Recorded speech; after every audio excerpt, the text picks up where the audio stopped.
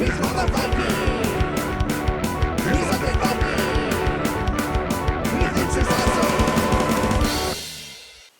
everyone, this is me, Undead Viking. Now, I have played many games over the last decade or so that I've been doing this designer board game thing.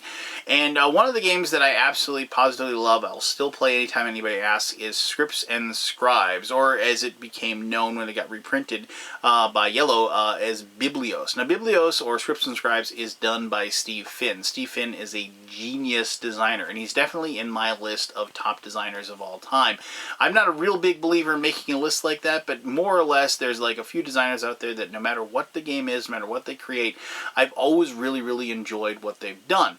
Now, my daughter plays a lot of these games with me, and if I ever had to ask her who she thinks is her favorite designer, she's going to answer, and she's told me her favorite designer is Eduardo Baraf, the other person who created this. Eduardo Baraf made the games like Gem-Packed Cards, which is one of my daughter's favorite games, and actually probably number 2, technically, to The Siblings Trouble, which is her all-time favorite game, also by Eduardo. And so whenever I get contacted by Ed about doing one of his reviews, I always just say, yeah, sure, please send it, because of the fact that I know my daughter is more or less guaranteed to like the game, and that is the case with this one as well. Now, Herbaceous is a little bit of a departure from kind of the lighthearted look of the previous games from Pencil First Games, which is Ed's thing. And if you haven't checked out Ed's videos as well, Ed does a great job with those. But anyway, regardless, this is a game about cultivating an herb garden. Yeah, I know, it doesn't sound like the most exciting theme, if you will, but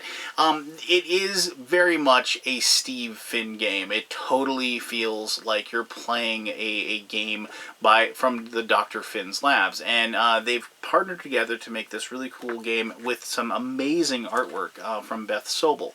The game is just like you'd expect, very quick to teach, very quick to play, but has some very surprising depth that hidden within the mechanisms of the game. So let me show you how this game is played, and we'll come back here and I'll give you my final thoughts about this amazing card game. Alright, cool. Alright, so this is Herbaceous, and this is how the game's going to look once you get set up. Everybody's going to have these 4 cards in front of them. Those are the potting cards. And then there's this giant deck of cards that are going to have the herbs, and we're going to be drawing from that. And we're going to hopefully collect the right types of herbs, and then we're going to put those into our pots, and we're going to earn points by doing so. Now, depending on the number of players, you're going to remove a certain number of cards from this deck blindly. You just remove them and you put them aside. That's because after you've played the game a few times, you're going to realize what cards are available, what cards exist in the deck, and you're going to kind of get used to maybe counting the cards and realizing what you have available to you. But when you remove them randomly, then you don't know exactly which cards are gone. But in this case, what I'm going to do is I'm going to be pretending that we have 4 players, even though I've only set up one set of this. So we're going to remove all the cards in there. Now, I should mention a couple things. Let me just show you a few of the cards quickly, just so you can kind of see. Obviously, one of the cool things about this game is the artwork. The artwork is absolutely beautiful. You know, the pictures, you know, seeing these cards, and, you know, obviously with the video, I'm trying to, you know, hold them up so you can see them. But seeing the cards and just looking at them, it doesn't do them justice right now looking in the video. But actually, after you get your copy, you're going to see just how nice these are. And I was lucky enough I could actually have one of these special cards here that actually has this point total up here, this mint card here. Now, this is like a points, you know, this is a victory point game. Obviously, as you collect and pot these herbs, you're going to earn extra points. So just keep this in mind, keep that in the back of your head, this little card with this 1 here. Now, quickly, let me just kind of show you the different pots that you're able to draw from. So, when you pot the plants, you have to pot them depending upon which pot you're going to be using. In this particular pot, you'll notice that all these things are the same. What that's saying is that you collect a certain number of herbs that are all the same type of herb, and then you place them into the pot. Now, you only get to place them normally. I should say normally. There is one thing that will change this up a little bit, and I'll show that to you in just a little bit. So if you put like 4 of the same herb into this pot, it'd be worth 14 points, and all the way up to 7. And as I said, you can only do that once, though. So and as I show you how the game is played, you'll kind of see how, like, when you're collecting these cards, you know, when you should cash in and when you don't cash in is very important. All right, so this pot, it is cards that are pairs. So, and the number of pairs you have. And so, like, if you have, 2 pairs, it's just worth 4 points. But if you manage to get, like, 8 cards, 2 of each type of herb, that would be worth 14 in that case. This particular potting is for cards that are not alike. So if you have, 6 herbs that are all different, and you pot them, that would be worth 12 points in this. Alright, so remember that one I showed you that had the point on it? Well, this is like the glass pot here is the catch-all. You can put up to 3 cards in here, any cards, doesn't matter what they are, you can put anything you want. And you get, for all 3 cards, after you put them in, you're going to get 6 points. But if they have those point totals on them, the special or bonus points clue in. So if one of that mint that had a 1 point on it, if it was included in this one, and you had 3 cards, you get 7 points because you get to include that 1 point that was in there. Now this, if I just want to show you this really quickly. This is a bonus 5 victory point card. If you're the first player to score a glass jar with a 1, a 2, and a 3, because those bonus points come in the 1, 2, and 3 options, and you do that, the first person does that gets to claim that bun card, and they get an extra 5 points. Alright, so now you have a good idea of how you get the points in the game. So how does the game work? On your turn, in the beginning, this is exactly what it's going to look like. On your turn, you're going to draw a card. You're going to draw a card, you're going to look at it, and here we have Tarragon. Now, when you have this card, what you're going to do is you're going to decide, do I want to keep this card in my own personal garden, meaning that nobody else can touch it, or do I want to put it in the community garden? And so, like, let's say we're going to put that in the community garden. So you just put it out here in, like, this kind of open space there. And then you draw another card, and that card immediately goes to the other place that isn't going. So if I put the Tarragon in my personal garden, this card would go in the community. But since we put this one in the community garden, this card's going to go in my personal garden. So I would get a lavender. And so we go ahead and put that here. And so then the next person goes, and I'm just going to quickly do this. So they draw one. They're going to keep the chive card because it's got the 2 points on it, obviously. They're probably going to... So that person kept that one, and they're going to go ahead and put, the rosemary in there. Now, the interesting thing is, remember, if the cards have to go in that other spot. So that's where kind of like the trick of the game is, that you might keep a card because you really need it because it's going to, combine with the other cards you have, but you end up putting one in the middle that you don't want to put in the middle. So then the next person goes, they get a bay card, they're going to put that there. Hopefully they get lucky, they get a Tarragon card, so they're going to put that over here. And then the fourth person sitting over here, theoretically, they have a sage. They're going to put that in there. And then rosemary, so they're going to keep that and put it inside. Now, here's the cool thing. Now, at the beginning of this person's turn, what they can do is they can say, I'm going to pot. And what that happens then is not only do they get to take cards from their own personal garden, they can take it from the community garden as well. And the reason why I'm going to say pot is that we have 4 separate herbs out here, all that are different. And so we could take 1, 2, 3, 4, 5, like so, take all 5 of those, and then we're going to go ahead and put them in this one, the separate cards. And that's going to be worth, with 5 cards, it's going to be worth 8 points at the end of the game. Now, I've used that pot. I normally can't add any more to that. I'll explain what that means, why I say normally in just a couple of seconds. But that's how the game works. And so after you pot, then you're going to do the exact same thing again. I'm going to turn the card over, a dill, I'm going to put that in the middle, and then a dill. Now, here's the cool thing. So now I dill and you keep that card. But let's just say when you put that dill out there, like there happened to be... let me just grab a couple more dill here, just to give you kind of an idea of how this can happen. So when you're putting these cards out, so like let's say there's another 2 dill out there, and this person over here had a dill in their personal garden. So, but when you put another dill into that location, you probably wouldn't because there's already a bunch out there, and then that person goes on their turn. They can pot at the beginning of their turn, and now they're saying, well, thank you very much. You just loaded up the community garden with a bunch of dill.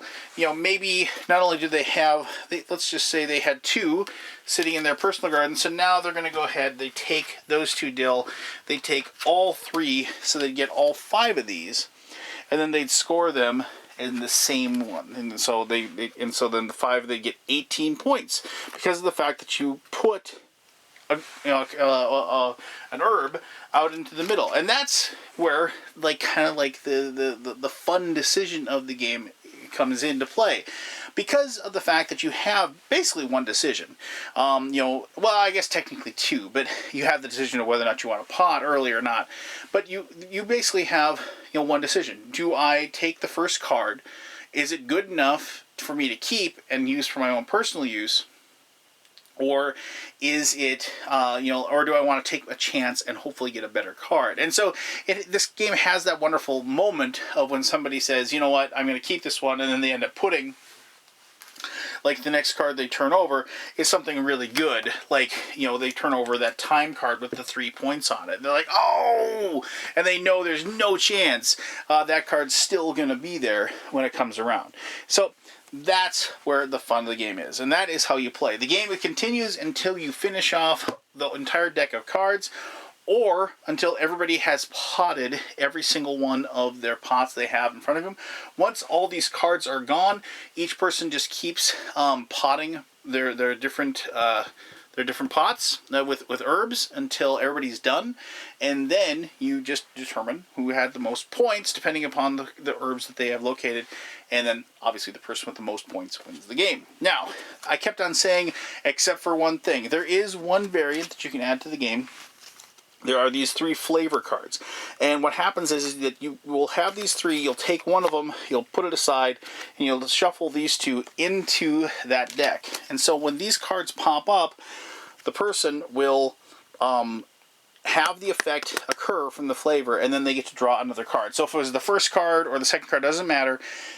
They use the flavor card, it has the effect, and then they draw another card to finish off the turn, or begin the turn, if you will, depending upon if it was the first or second card that they got this card in. So each one of these just kind of breaks the rules in some little way.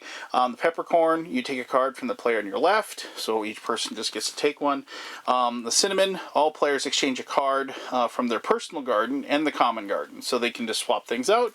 And finally, the star anise. You move one herb from personal garden to any container, and it doesn't count as potting. And that's the one way that you could still add another card if you happen to have one, to increase the points that you'd be getting from the pot, because normally you can only put them in once. But there you go. That is Herbaceous. It is very, very quick to teach. It is very, very quick to learn, but it has a lot of fun little decisions, a lot of fun little moments as the game is played. It's kind of push your luck, kind of, a little bit of guesswork that goes on, and also just kind of foreplanning, trying to determine what your other players are going to be doing, what they're going for, and a little bit of timing as well. But it's a lot of fun, it's fun to look at, and I've had a lot of fun with it. But let me talk more about that in my final thoughts. Alright, thank you for taking the time to learn how to play Herbaceous. I hope you got a good feel for how the game is played and how the game would feel while you're playing it. Now, this is a game, as I said, is very easy to teach, it is very easy to learn, and I talked about that hidden depth. I mean, there is this cool little element of, when do I turn in? When do I pot my plants? When do I get my points? And there's this moment where it's like, can I hold out for one more perfect card that would push me from 8 points to 12, or 10 to 14, or what have you? And it's a fun moment. It's also like that. The reveal moments in games are ones that I really like. If you watch my videos, you know that's something I like. I love the whole process of turning the card over. I love watching the dice hit the table and seeing how they end up.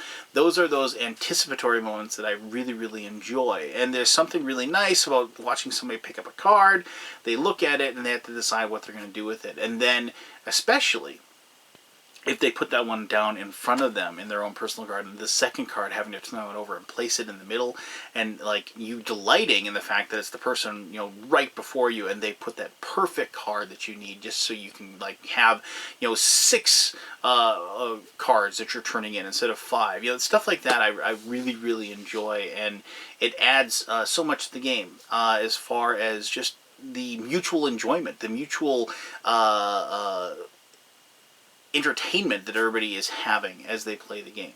Now, I've always wondered where themes come from, like as far as what, I mean, they could have made this game about anything. These could have been spaceships, these could have been dinosaurs. I mean, heck, you could have made each one of these cards, it's just a suit. You could have just made them all colors. But I dig the herb garden thing. I have an herb garden. I enjoy growing those for my own personal cooking. I have a few friends that are Wiccan that have the herb gardens so they can use those during the rituals. And, you know, I don't want to get all zen here, but there is like a kind of almost meditation aspect to this game, and I think the artwork has a heck of a lot to do with that. And it seems like this is one of those games that it's just like a perfect combination of everything, and it's a perfect combination of rules, it's a perfect combination of designers, and a perfect combination of art, and ultimately the game is just fun. It's fun and it's relaxing, and it's definitely a conversational game where each person is having fun and they're competing, but nobody's really in a rush. Nobody's trying to jam anything down anybody's throat. They're not like, there's no big screw jobs or anything going on here. Everybody's just, you know, kind of enjoying the moment, having conversations, and just enjoying each other's company while they're playing the game. And I like games like this. I like games that have that conversational aspect to them. You know, it isn't heavy by any means, but I think if you're looking for a lighter game that you can enjoy several rounds of while you're like waiting for dinner to be made, or you know, waiting for that one extra person to show up before you can play the big game for the night, definitely Herbaceous is something you're going to want to think about picking up. So if you have any questions about the game, please ask away. I'll be happy to answer those to the best of my ability. As always, thank you very much for taking the time to watch this video, and until next time, I am the Undead Viking, and I'm telling you to have yourself one heck of an awesome day.